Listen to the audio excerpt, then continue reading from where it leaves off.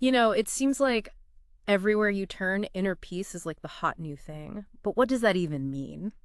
Especially in a world that feels anything but peaceful, right? Right. Today, we're diving into this lecture, Finding Peace, by Swami Sarvapriyananda from the Vedanta Society of New York. Okay. And I think you might be surprised by what we find. Yeah, I mean, it's interesting because, well, the Swami starts by comparing world peace and inner peace. He points out that even, officials at the United Nations, whose whole mission is world peace, Yeah, even they say that individual inner peace is almost like you need it first. it's true, like a prerequisite almost. Yeah, exactly. He actually quotes Dag Hammarskjöld. He was a UN Secretary General. Do you remember him?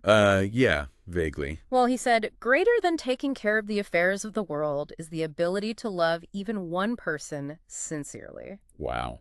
Yeah, and coming from someone dealing with global issues, that really hits home. It does. It Yeah, really highlights that idea that even on that scale, change starts with each of us, you know? for sure. Yeah. The Swami also mentions Thich Nhat Hanh, Yeah. the Buddhist Yeah. monk, Yeah. and how he observed that a lot of peace activists were actually, kind of angry. Interesting. It seems contradictory. It does, right. Yeah. But it kind of points to this idea that, well, if we're all internally chaotic, how can we create peace, outside of ourselves? Yeah, absolutely. And that leads into, one of the biggest takeaways from this lecture, the restless mind creates a restless world. Okay. Yeah. This Swami, Anubhavananda Saraswati, he even suggests that if your mind is super restless during meditation, that could actually be a good sign. What? Really? Yeah, because it means you're becoming aware of all that inner turmoil. So it's like we're finally seeing it. Exactly. Okay, so I love this analogy he uses to explain all of this. Okay. So imagine a king gets a thorn stuck in his foot, right? Okay. But this king is super extra, and he demands that his entire kingdom be covered in leather to protect him. Oh my gosh. Right. But the solution is so much simpler. Just wear shoes. Exactly. It's about addressing the internal state, not trying to control the whole world. For sure. So then the question is, well, how do we address that? Yeah, that's the $1,000,000 question. Right. The Swami dives into the practices of yoga, specifically the yamas, Okay. which are basically moral disciplines, Okay, got it. like how to be a good person. Yeah. He really focuses on ahimsa, which is nonviolence, but with a twist. Okay. He explains that violence can actually manifest in 81 different ways. 81. 81. Through our speech, our thoughts, actions, even our motivations. It's kind of mind-blowing how much inner turmoil we create without even realizing it. It's true. You don't think about it that way, but it makes sense. And then he contrasts that with nonviolence, which is singular. It's just Yeah. a state of peace. And he extends this idea to the other yamas too, like truthfulness, controlling our passions, not hoarding possessions, and not stealing. So, all the things you're not supposed to do as a kid. Basically, but in their purest form, they represent peace. I like that. Okay, you know what really captivated me? What? His comparison of Western versus Indian mindsets. Hmm. He talks about how Swami Vivekananda observed that the West is all about how much you can acquire. Oh, yeah. And then in India, the focus is on how little you can live with Interesting. and still be fulfilled. And it made me think about our own attachment to things. Oh, absolutely. Speaking of attachment, the Swami tells this hilarious story about Eddie Murphy trying to donate money, but struggling to let go of the actual bill. Really? Yeah. Well, that's It's so fun. relatable, right? We think we possess things, but often they end up possessing us. Oh, that's so true. And then there's this other story about a monk who literally gets trapped by his desk because he won't let go of it. Oh, wow. Talk about attachment issues. Oh, That's a powerful image of how, possessions can really hold us back. Yeah. So we've talked about addressing our internal state, and the yamas offer a framework. Mm-hmm. But how do we actually quiet the mind? Yeah, that's the hard part. That's where meditation comes in. Okay. The Swami describes deep meditation so vividly. Your senses withdraw, your body is still, your breath is even, and your mind becomes focused. It sounds so peaceful. It does, right. Ah, But he's also honest about how challenging it can be. I bet. He compares the uncontrolled mind to a hand that's constantly grabbing at things or feet that can't stop moving. He even brings up that classic Charlie Chaplin scene where he can't stop tightening bolts, Oh, yeah. I see it. right? It's about how incessant and damaging our thoughts can be. Totally. He even uses this like extreme example of people shooting themselves just to, quote, make it stop. Obviously, that's extreme. Yeah. But it shows how desperate we can feel to quiet the mental chatter. Mm. We need like healthier ways to cope, right? We need those tools. Absolutely. Yeah. And while meditation is like super powerful, it's not the only path to peace. Oh, interesting. What else? What else is there? Well, the Swami also talks about, devotion. Okay. He like paints this beautiful picture of the devotee chanting, singing, dancing, and seeing the divine like everywhere. It's so different from the stillness of meditation. Right. Yeah. But what I find so fascinating is like how the devotee loves only one God, but sees that one in everyone, Oh, wow. which leads to this like genuine love and peace. That makes sense. And then there's the concept of surrender, accepting God's will as the path to peace. Like letting go of control. Yeah, exactly. Remember that story about the monk who was thrilled when the villagers didn't bring him food? Because it meant God's will was being done. Yes. That one always sticks with me. It really shows you about like letting go of your own desires. Right, and trusting something bigger than yourself. Yeah. The Swami also briefly touches on the path of knowledge, called Jnana, Okay. where, like, understanding the true nature of reality leads to peace. So it's about knowledge leading to peace. Exactly. Interesting. He mentions this story about Krishna Han and this quote from Sri Ramakrishna that says, "Where you find peace, there is the end." Like, peace isn't some distant goal. It's something we can tap into, like, right now. Wow. Exactly. Okay, this is great. And this brings us to one of the most profound concepts, asanga, or non-attachment. Non-attachment, yeah. The Swami explains that, like, true inner peace comes from realizing we're fundamentally not attached to this ever-changing world. Okay. And he gives, like, 5 philosophical reasons for this non-attachment. Oh, wow. That's a lot to unpack. It is. It's really thought-provoking stuff. Yeah, I bet. Maybe we should pause here for a second, take a breath. Let it all sink in. Good idea. And then when we come back, we can dive into those 5 reasons and, like, why they matter to you. Okay, sounds good. Back in a bit.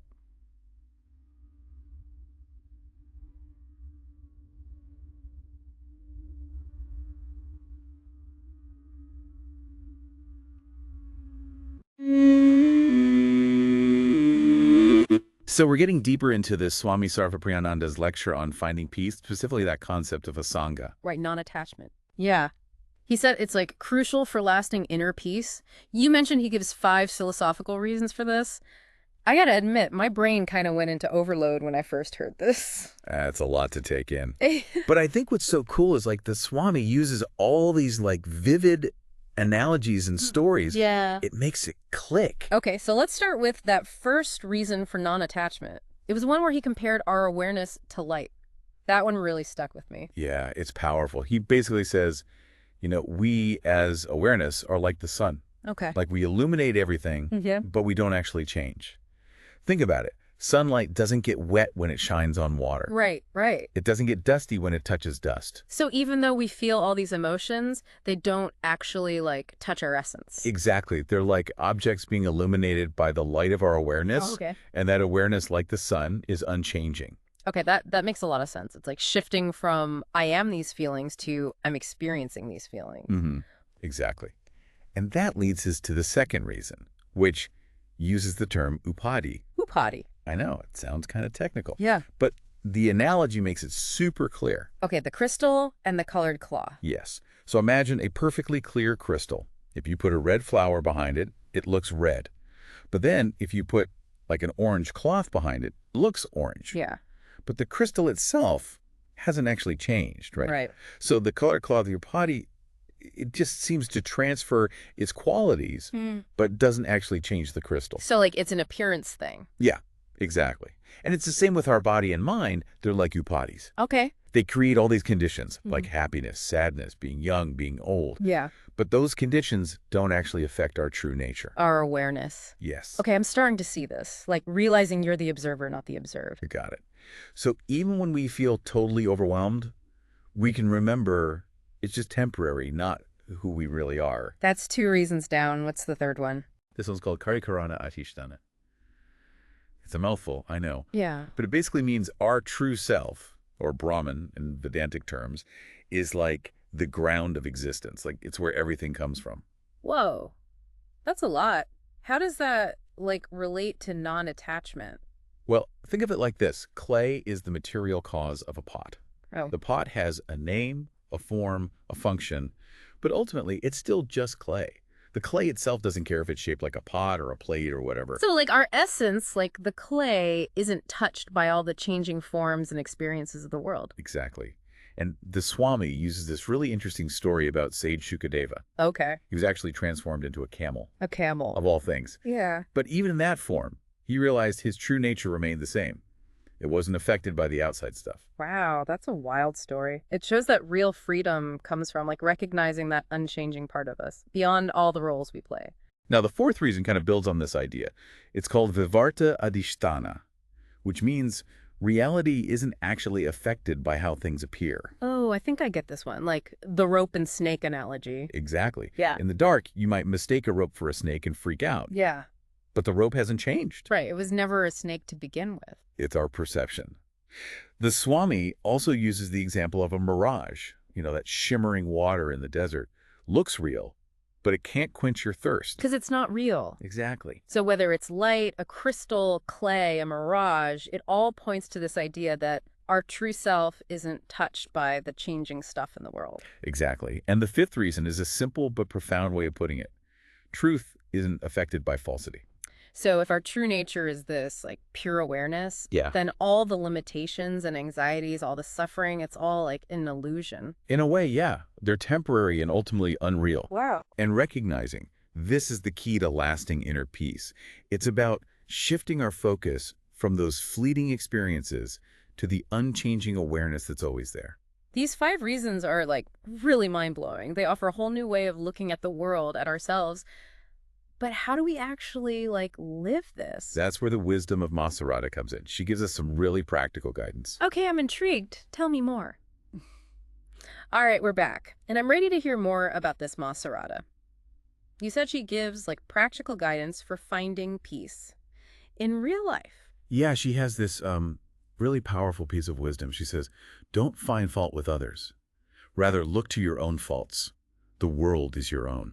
Wow, that's a lot to unpack there. It is. And it connects to, like, so much of what we've already talked about, devotion, meditation, even non-attachment. Totally. It's like, even when we want to blame other people for our problems, the key to peace is like looking inward. So it's about taking responsibility for our own reactions and stuff, recognizing that we can choose peace no matter what. Yeah, you got it.